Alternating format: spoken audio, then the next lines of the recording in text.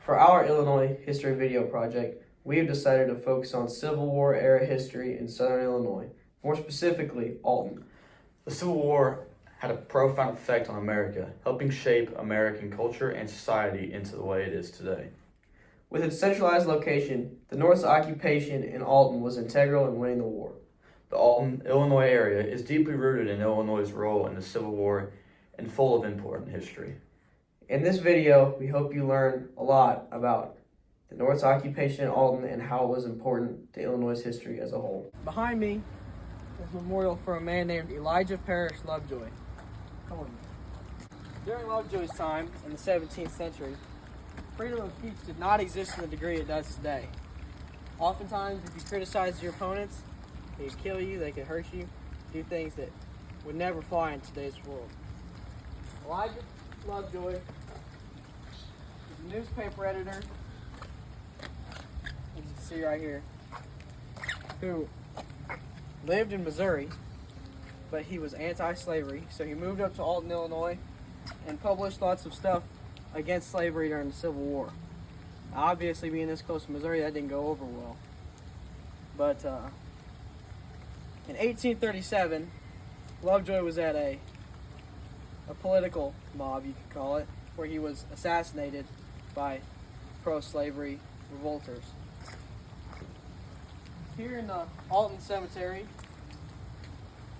there's a memorial for Lovejoy, giving him the credit that he deserves and the credit that he was not awarded during his life.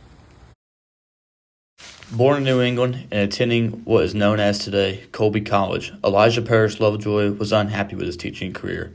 Lovejoy wanted to move west, where he founded St. Louis in 1827, and he started editing newspapers and founded the St. Louis Observer. Elijah Parrish Lovejoy wasn't a supporter of slavery, which made him a well-hated man in the newly slave state, Missouri. After Lovejoy moved across Mississippi to Alton, a warehouse where he stored his newspaper printing press was targeted by a pro-slavery mob.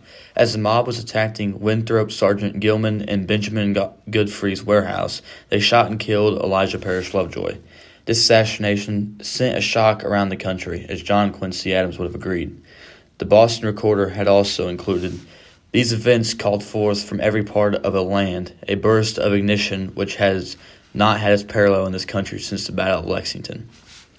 Elijah Parrish Lovejoy had a huge significance to the anti-slavery supporters in the Civil War times, as first he gave his life in one of the first assassinations of an abolitionist in the Civil War.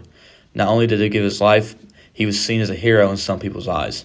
Lovejoy was the start of many groups and organizations that protested against slavery, with his death leading to many other people having the courage to speak against it as well. With there being a lot of division between pro-slavery supporters and abolitionists, Elijah Parrish Lovejoy was a key leader in criticizing slavery. We found an interesting deal back here in the same cemetery as the Lovejoy Monument. This back here is around 200 soldiers that were buried, Union soldiers that were buried that actually guarded the Confederate soldiers in the prison that we're getting ready to go to. Just thought this was pretty interesting. After searching on the internet, I was not able to find any information pertaining to this memorial in the back of the cemetery. But when we were, checking out the Lovejoy Memorial, we noticed it. It was way in the back, and we thought it was pretty cool, and we wanted to put it in the video. So here are a couple pictures. Right here is what's remaining of the Alton cemetery, or the Alton prison, where they held the Confederate soldiers.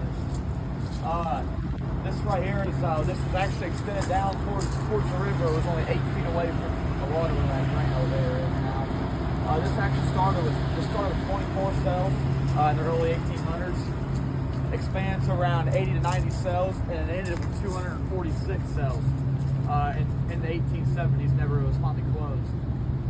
In 1833, Illinois' first state penitentiary was built in Alton.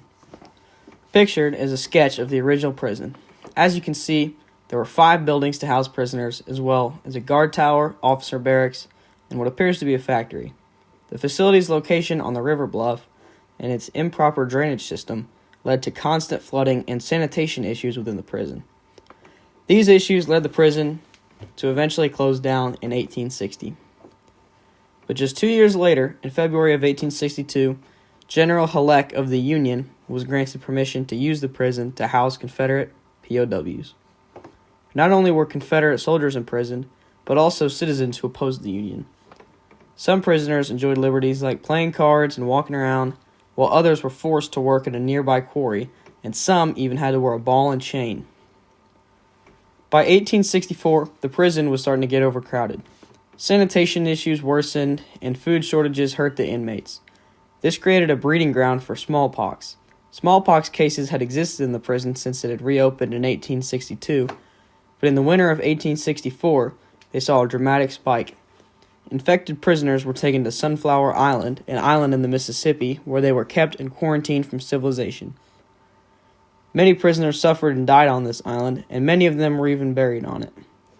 Throughout the 3 years that it was open, Alton Military Prison housed an estimated 11,764 prisoners.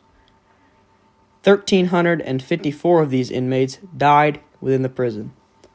The Alton Military Prison was a major stronghold for the Union and ultimately helped the North win the war. The prison encompasses a large part of Illinois' role within the American Civil War. On the northern side of Alton, you can find the Alton Confederate Cemetery. Although it is not the home and it is not the burial grounds for the remains of any soldiers, there has been erected a memorial in remembrance for all of the Confederate soldiers who died in the Alton Military Prison due to the unfortunate circumstances. There are the names of thousands of soldiers. The Alton Confederate Cemetery and Memorial was made to commemorate the 1,354 soldiers who died at the hands of the military prison. All of their names are inscribed on this obelisk built in 1908. Although they were fighting for a cause that's considered unethical by today's standards, they still deserve to be remembered for the sacrifices that they made. Memorials like these are very important to our history because even though the Confederates were our opponents, it is important that we understand both perspectives in times of war. We chose to visit these places in Alton because the Civil War shaped our country into the way it is today.